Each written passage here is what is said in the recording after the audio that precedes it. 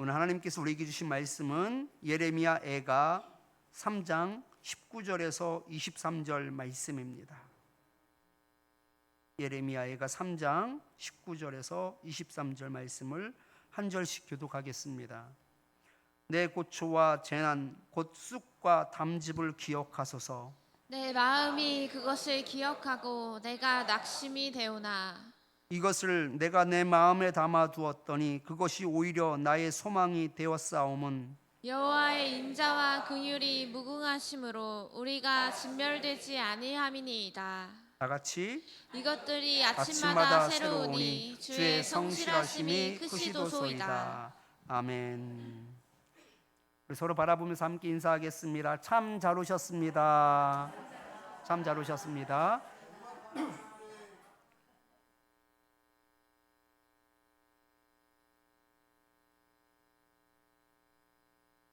기억하시는 하나님이라는 말씀의 제목을 가지고 함께 은혜를 나누겠습니다. 지난주 금요 예배를 드리기 위해서 PPT 자료를 제가 준비를 했어요.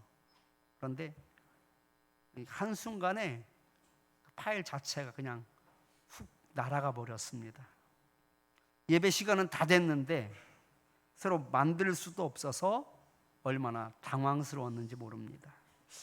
이런 일이 흔하게 일어나기 때문에 사실은 만일을 대비해서 다른 저장 장치에 자료를 백업해야지 되지요.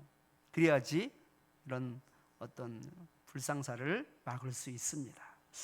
요즘은요, 이 메모리 반도체의 활용 범위가 아주 확장되었습니다. 단순히 정보를 저장하는 것으로 끝나는 것이 아니라 그 저장된 그 자료들을 활용하여서 아주 더 큰 문제들을 이렇게 만들어내고 또 해결합니다. 요즘 핫한 기술 중에 하나가 바로 AI라고 하죠. 쉽게 말해서 사람들은 개와 고양이를 한눈에 알아봅니다. 그래서 저건 개다, 저건 고양이다. 그런데 여러분, 컴퓨터는 개와 고양이를 구분할까요? 구분하지 못할까요? 구분하지 못합니다. 그래서 우리가 뭐 암호 치고 들어갈 때 버스 그림에 체크하세요라고 하는 경우 있잖아요. 아니면 뭐 횡단보도 체크하세요. 이런 걸 왜 하지? 너무 쉽잖아요. 사람은 하는데 기계는 한다 못한다. 기계는 하지 못하거든요. 그 구분을 못해요. 그런데 이제는 시대가 바뀌어졌습니다. 자료를 수만 장의 사진을 입력하고 거기에 라벨을 다 붙이는 거예요. 이건 개, 이건 고양이. 그래서 수만 장의 사진에 라벨을 다 붙여서 거기에 입력값과 또 정답을 같이 붙여 넣으면 그걸 그냥 학습하는 거예요. 그래서 여기서 좀 더 나아간 것이 그 다음에 패턴을 익히게 합니다. 개의 패턴은 이런 식이고 이런 식이고 이런 식이다. 고양이의 패턴과 구조는 이렇게 생겼고 이런 모양이다 라는 것을 계속 학습시키는 거예요. 수만 장의 사진을 가지고. 그러면 그 다음에 AI가 학습을 하면서 그 다음에 비로소 이건 개다, 이건 고양이다 라는 것을 이제는 구분하게 되었습니다. 이것이 바로 AI입니다. 예전에는 전혀 구분할 수 없었던 그런 단순히 저장에 그쳤지만 이제는 문제를 해결하기도 하고 또 제시하기도 합니다. 단순히 정보를 저장하는 차원을 이제 뛰어넘은 것이죠. 심지어 인공지능 챗 GPT를 활용하여서 여러분 일들을 이렇게 좀 명령하기도 하는데, 예를 들면 제주도에 2박 3일 동안 다녀오려고 하는데 2박 3일을 저렴하게, 그리고 저렴한 숙소에서 그리고 괜찮은 식당에서 먹고 한 방향으로 이렇게 돌면서 여행할 수 있도록 2박 3일 일정을 짜줘 라고 말하면요, 기계가 첫째 날은 어디 들리고 어디에서 점심을 먹고 어디에서 숙소에서 잠을 자고까지를 다 알려줍니다. 그리고 마지막으로 또 그러면 이렇게 총 비용이 얼마나 들어? 라고 또 물어보면은 계산을 쭉쭉 해가지고서 대략 뭐 몇 명이면 얼마 정도의 금액이 들어갑니다. 이러면서 아주 그럴싸하게 답을 제시해 주지요. 그것이 바로 요즘의 인공지능이라고 말할 수 있습니다. 그러니까 이제는 정보만 저장하는 그런 기억 장치가 아니라 이제는 문제를 해결하고 답을 제시해 주는 시대가 도래했던 것이죠. 미래에는 그 AI가 더 발전을 하면서 더 큰 도움을 받게 될 것입니다. 그런데 이 AI라고 해서 모든 것이 다 장점만 있는 것은 아닙니다. 왜냐하면 한계도 분명히 존재합니다. 왜냐하면 저 개와 고양이의 사진을 수만 장 입력하여 답을 다 알려주어서 그걸 학습하게 했잖아요. 그래서 알게 되는 것이거든요. 스스로 공부하는 것이 아니거든요. 다시 말해서 그 입력된 값이 다르다면, 잘못해서 고양이를 개라고 가르쳐 주었다면 이런 문제가 심각해지게 되는 것이죠. 다시 말해서 엉뚱한 답을 제공할 수 있는 가능성이 늘 존재하게 되는 것입니다. 그러니까 AI가 마냥 좋은 것은 아니다라는 것이죠. 때로는 오류를 일으킬 수 있는 그런 문제의 소지를 그렇게 안고 있습니다. 그런데 하나님이 기억하시는 것은요, 오류가 없습니다. 하나님이 기억하시는 것은 모든 문제를 다 해결하십니다. 뿐만 아니라 여러분, 그 어려움과 절망 가운데서도 우리 하나님은 기억하시면 그 문제점과 또 구원할 수 있는 능력까지 가지고 계십니다. 우리 참빛교회 성도님들이 이 절망 가운데서 우리를 기억하여 주시는 그 하나님을 통하여 희망을 붙잡을 수 있는 시간이 되기를 축원합니다. 오늘 본문의 그 앞단락에서는요, 그 여호와의 징벌을 당하는 상황 가운데 깊은 그 절망감을 느끼며 여호와께 토로하는 내용을 구구절절 그렇게 채우고 있습니다. 우리가 성경 통독을 그렇게 읽고 있는데 어느 집사님이 예레미야 애가를 읽으면서 너무 마음이 아프다고 그렇게 글을 올렸더라고요. 아주 그 사연들이 아주 너무 구구절절하고 구슬프고 애통하고 너무나 안타까운 내용들로 채워져 있습니다. 이 앞단락이 그렇게 되어 있다라는 거예요. 오늘 본문의 앞단락이 그 중에 한 구절을 함께 읽겠는데요. 예레미야 애가 3장 18절 말씀입니다. 같이 읽겠습니다. 스스로 이르기를 나의 힘과 여호와께 대한 내 소망이 끊어졌다 하였도다. 아멘. 여호와께 대한 내 소망이 끊어졌다라고 말하고 있습니다. 이것이 바로 현실이었어요.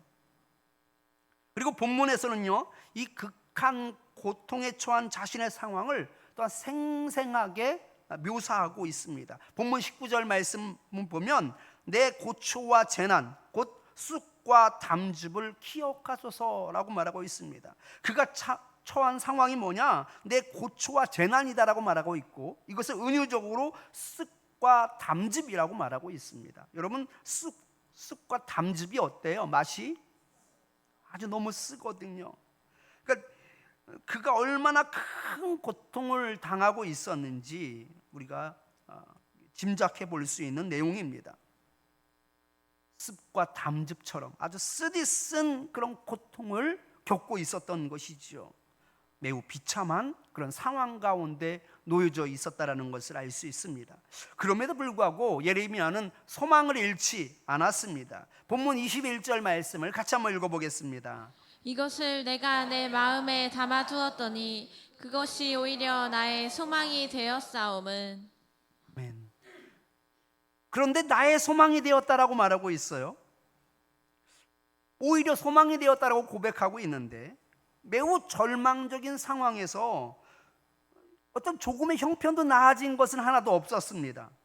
현실은 여전히 고초와 그 재난이었습니다. 습과 담즙과 같았습니다. 비참하였습니다. 그런데 예레미야는 어떻게 이런 상황 가운데에서 소망을 보았을까요? 우리가 본문 21절을 좀 더 구체적으로 살펴볼 필요가 있는데, 본문 21절 말씀을 제가 다시 한번 읽겠습니다. 이것을 내가 내 마음에 담아두었더니 그것이 오히려 나의 소망이 되었사오문 이라고 말씀하고 있습니다. 21절을 우리가 잘못 해석을 하면은요, 그 절망스러운 그 상황을 마음에 담아두었더니 오히려 이것이 소망이 되었다라는 뜻으로 오해하기 쉽습니다. 그런데 그런 의미가 아니에요. 이 담아두었다에 해당되는 이 아쉬부는 돌아가다 돌아오다라는 뜻입니다. 이 돌아가다 돌아오다라는 뜻을 가진 이 동사에 사역형이 붙은 말이에요. 이 아쉬부라는 말이. 그러니까 사역형의 의미를 살려서 해석을 하면 내가 돌이키게 만들었다라는 뜻입니다. 내가 돌이키게 만들었다. 여기서 내가라는 말은 예레미야 자신을 말하는 것이죠. 다시 말해서 절망스러운 상황이었지만 내가 의지적으로 돌이키게 만들었다라는 거예요. 이것이 그래서 나에게 소망이 되었다라고 말하고 있습니다. 상황은 어땠다고요? 상황은 재난 가운데 있었습니다. 고초를 당하고 있었습니다. 쑥과 담즙과 같았습니다. 그런데 그것을 내가 의지적으로 돌이켰다라는 거예요. 의지적으로 돌이켰더니 소망이 보이더라는 것입니다. 깊은 절망이라도 의지적으로 돌이키면 소망이 보이는지 믿으시기 바랍니다. 그렇다면 구체적으로 사람이 의지적으로 돌이킨다라는 것이 무엇일까? 무조건 긍정적인 생각을 가지면 될까요? 웃으면 복이 온다라고 하는데 그 상황은 절망적이지만 그래도 애써 웃으면 뭔가 문제가 좀 더 나아질까요? 여러분, 근거도 없이 의지적으로 돌이키는 것은 단순한 정신승리입니다. 지금 상황은 절망 그 자체입니다.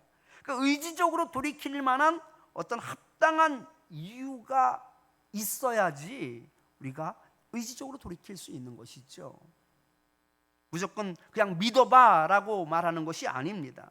본문 19절 말씀을 다시 한번 읽어보겠습니다. 시작. 내 고초와 재난 곧 쑥과 담즙을 기억하소서. 아멘. 지금의 상황은 고초와 재난이었습니다. 쑥과 담즙이었습니다. 그런데 이것을 기억하소서라고 말하고 있습니다. 하나님, 나의 처한 상황을 기억하여 주옵소서라고 말하고 있는 거예요. 여기서 기억하다에 해당되는 이 자카르는요, 단순히 이전 일을 기억하는 것으로 끝나는 것을 말하는 것이 아닙니다. 이 자카르라는 말은요, 이 기억하고 있는 것과 관련되어서 후속 조치가 뒤따르는 것까지를 의미하는 말이 바로 기억하다입니다. 하나님께서 내 상황을 기억하시면 기억으로만 끝나지 않는다라는 거예요. 나를 기억하신다라는 것은 내 문제에 대해서 개입하신다라는 뜻이고, 절망 가운데 있는 나를 구원하신다라는 뜻입니다. 하나님께서 기억만 해주신다면 여러분, 모든 문제는 자연스럽게 풀리게 될 줄 믿습니다. 예레미야 선지자가 절망 가운데서도 그 소망을 가질 수 있었던 이유가 바로 하나님께서 나를 기억하여 주신다라는 그런 믿음이었습니다. 이 추후도 이것에 대해서 의심하지 않았습니다. 예레미야는 나를 기억하시는 그 하나님을 생각하였기 때문에 절망에서 헤매이지 않았고 의지적으로 돌이켜 소망을 붙잡을 수 있었던 것이죠. 믿음이 있다고 하면서도 근심 속에 살아가는 사람들이 얼마나 많은지 모릅니다. 현실을 몰라서 그렇다고 말을 합니다. 내 사정을 들어보면 이해가 될 거라고 말들을 합니다. 여러분, 속고 있는 것이죠. 예레미야의 현실을 보십시오. 성은 다 타버렸습니다. 성전은 무너져 내렸습니다. 많은 사람들이 죽임을 당하였습니다. 그리고 산 사람들 중에 많은 사람들이 포로로 끌려갔습니다. 그것이 바로 예레미야가 처한 상황이었습니다. 최악의 상황이었습니다. 이 최악의 상황의 생각을 그런데 그는 빼앗기지 않았다라는 것이죠. 나를 기억하시는 그 하나님을 머리에 계속 떠올리며 의지적으로 현실에 마음을 두지 않았습니다. 그리고 의지적으로 그것을 돌이켰습니다. 어떻게? 나를 기억하시는 그 하나님을 생각했다라는 거예요. 그럴 때 비로소 그는 소망을 붙잡을 수 있었던 것이죠. 그런데 이것이 현실을 무시하라는 말은 아닙니다. 현실을 부정하라는 말도 아닙니다. 다만 현실에 사로잡히지 말라는 뜻입니다. 여러분, 예수님의 제자들이 배를 타고 바다를 건너갈 때 일입니다. 갑자기 바람이 불면서 파도가 일기 시작했습니다. 그들이 힘들어하며 애써 노를 짓고 있는데 저 멀리서 예수님이 무리를 걸어오시는 거예요. 근데 베드로가 그 예수님을 보고 요청을 합니다. 나도 예수님처럼 무리를 걸을 수 있게 하여 주시옵소서. 베드로가 예수님께 요청을 하자 예수님께서 그 말씀을 받아주시죠. 그리고 무리를 걸으라고 말합니다. 그가 배에서 내려서 물을 걸어요. 대단한 믿음이죠. 예수님이 사정을 해도 안 내릴 텐데 베드로는 무리를 걸으라니까 그 깜깜한 한밤중에 밤 사경에 바람이 일고 있었는데도 불구하고 배에서 내리더라고요. 잘 걸어갔습니다. 그런데 사달이 났습니다. 마태복음 14장 30절 말씀을 같이 한번 읽어보겠습니다. 바람을 보고 무서워 빠져가는지라 소리질러 이르되 주여 나를 구원하소서 하니. 아멘. 잘 걸어가던 사람들도 이처럼 현실에 사로잡히면 수렁에 빠지게 됩니다. 실족하여 넘어지게 됩니다. 예레미야도 현실에 사로잡혔을 때는 여호와께 대한 소망이 끊어졌다라고 말하였습니다. 재난과 고초였고 쑥과 담즙이라고 말하였습니다. 현실에 사로잡히면 누구든지 넘어질 수밖에 없는 것이죠. 현실 문제에 사로잡혀 넘어지지 않으려면 나를 기억하여 주시는 그 하나님을 우리는 애써 생각해야 합니다. 이사야 49장 14절 15절 말씀을 같이 한번 읽어보겠습니다. 오직 시온이 이르기를 여호와께서 나를 버리시며 주께서 나를 잊으셨다 하거니와 여인이 어찌 그 젖먹는 자식을 잊겠으며 자기 태에서 난 아들을 긍휼히 여기지 않겠느냐. 그들은 혹시 잊을지라도 나는 너를 잊지 아니할 것이라.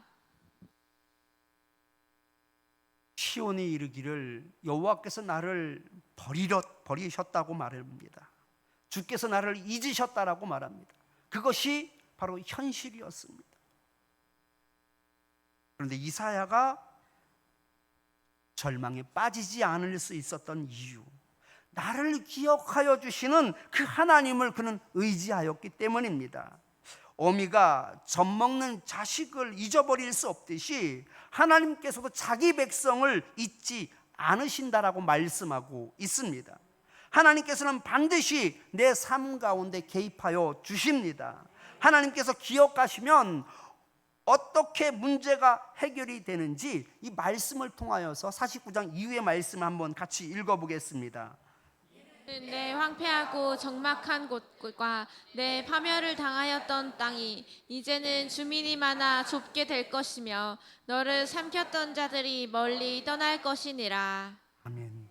파멸당하였을 때 사람들은 여호와께서 나를 버렸다라고 말하고 있고 나를 잊었다라고 말하고 있는데, 나를 기억하시는 그 하나님을 의지하였던 그 결과가 어떻게 되느냐? 황폐하고 적막한 곳들이, 그 파멸을 당하였던 땅이 이제는 주민이 많아 좁게 되었다라고 말합니다. 부흥하게 된 것이지요. 텅텅 비었던 그 터전이 사람들로 가득하게 되었다라고 말하고 있습니다. 너를 삼켰던 자들이, 너희들을 힘들게 하였던 대적자들이 멀리 떠나버렸다라고 말하고 있습니다. 나를 기억하시는 그 하나님, 그 하나님께서 일하기 시작하는데요, 놀라운 일들이 일어나게 되는 것입니다. 우리 가운데 부흥이 일어나게 될 것이고 진정한 평화가 도래하게 될 것을 말씀하고 있습니다. 오늘 말씀을 준비하면서 하나님께서 기억하신다라는 것은 마치 어머니의 품과 같다라는 생각을 해보았습니다. 어머니의 품은 절대 신뢰입니다. 불안도 의심도 걱정도 할 필요가 없습니다. 졸려워하면 토닥토닥 두드려 재워주시고, 내가 배가 고파질 때면 젖을 물려 배부르게 먹여주십니다. 어머니의 시선이 늘 아기에게 고정되어 있기 때문에 아이는 걱정 없이 그 품 안에서 잠을 잘 수 있습니다. 이처럼 하나님이 우리를 기억하신다라는 것은 바로 무한 신뢰가 가는 어머니의 품과 같은 것이죠. 반대로 사람이 기억해 주는 것은 어떻습니까? 여러분, 믿을 수가 없습니다. 안전하지도 않습니다. 여러분, 요셉이 감옥에 갇혀 있었을 때 술 맡은 관원장에 대한 꿈을 해석해 주면서, 만일 당신이 그 신분이 회복되게 된다면 그때 나를 기억해 달라고 간청합니다. 여러분, 성경에 나와 있지는 않지만 이 술 맡은 관원장이 좋은 꿈 해석을 듣고 나서 뭐라고 말했을까요? 걱정하지 말라고, 내가 바로에게 이야기해서 당신을 꼭 이 감옥에서 내가 나갈 수 있도록 돕겠다라고 아마 말하지 않았을까요?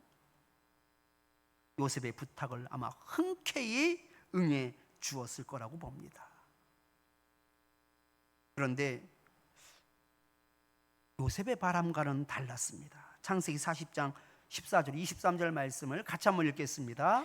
당신이 잘 되시거든 나를 생각하고 내게 은혜를 베풀어서 내 사정을 바로에게 아뢰어 이 집에서 나를 건져주소서. 술 맡은 관원장이 요셉을 기억하지 못하고 그를 잊었더라. 아멘.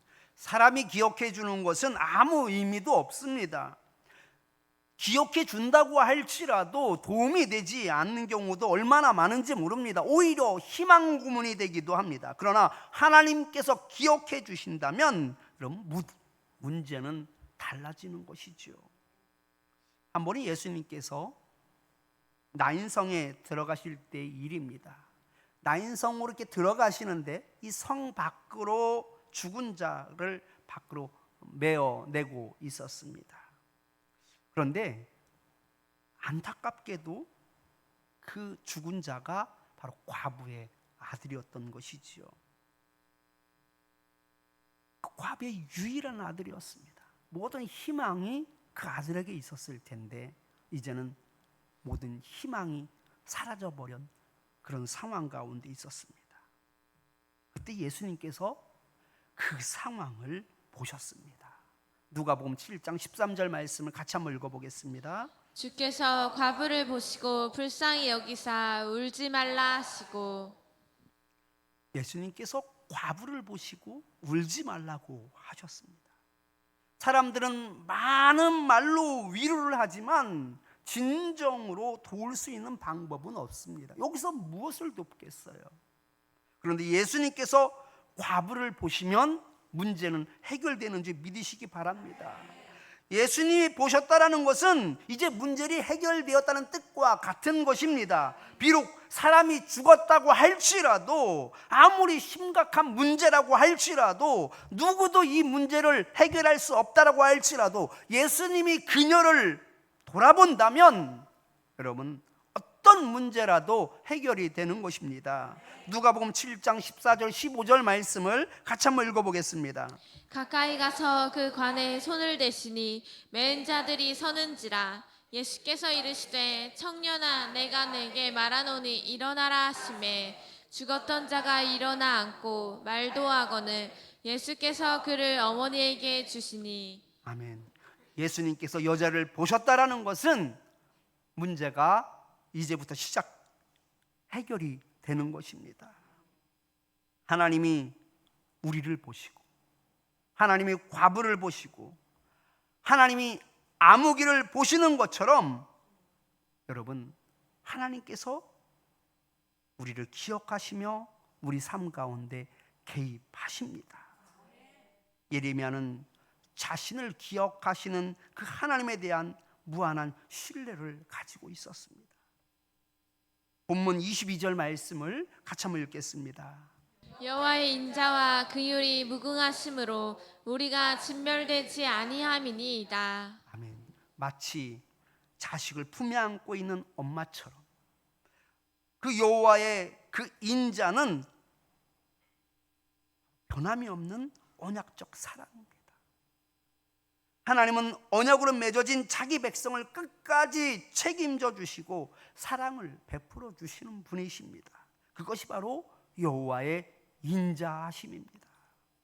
또한 긍휼이 풍부하시다라고 말씀하고 있습니다. 긍휼이라는 것은 불쌍히 여겨 주시는 것이죠. 하나님께서 이런 마음으로 우리를 기억하신다라고 말씀하고 있습니다.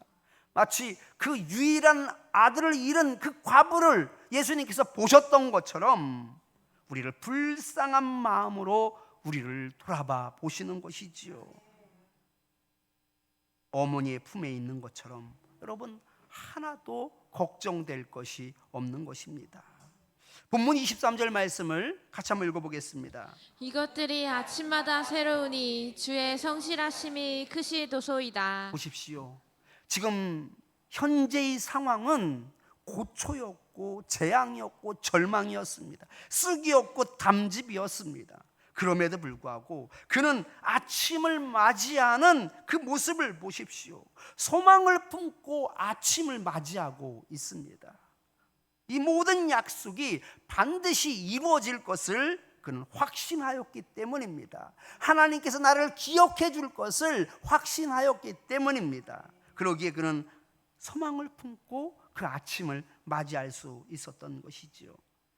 이것이 어떻게 나라를 잃은 그런 예레미야의 모습이라고 말할 수 있겠습니까? 마치 모든 것들을 다 누리고 있는 사람처럼 그렇게 노래하고 있습니다. 절망이라고는 더 이상 찾아볼 수 없는 데는 이유가 있습니다. 하나님은 인자하십니다. 언약적 그 계약을 가지고 끝까지 우리를 기억하십니다. 불쌍한 마음으로 우리를 대하십니다. 그러기에 하나님이 우리를 돌아봐 보시면, 하나님이 우리를 기억하시면 여러분 모든 문제는 다 해결되는 줄 믿으시기 바랍니다. 절대 신뢰하십시오. 여러분들의 인생에 예고 없이 찾아오는 환난이 이제 더 이상 그 현실 가운데 마음을 빼앗기지 말고 나를 기억하여 주시는 그 하나님께 마음을 애써 돌이키십시오. 의지적으로 돌이키십시오. 힘든 상황 가운데서도 하나님은 나를 기억하셔라면서 여러분 마음에 새기십시오. 반드시 하나님께서 그 인자와 긍휼로 우리를 돌아봐 보실 줄 믿습니다. 여러분들의 삶의 자리에서 그 문제마다 해결되는 그 하나님의 은혜를 꼭 경험할 수 있기를 축원합니다.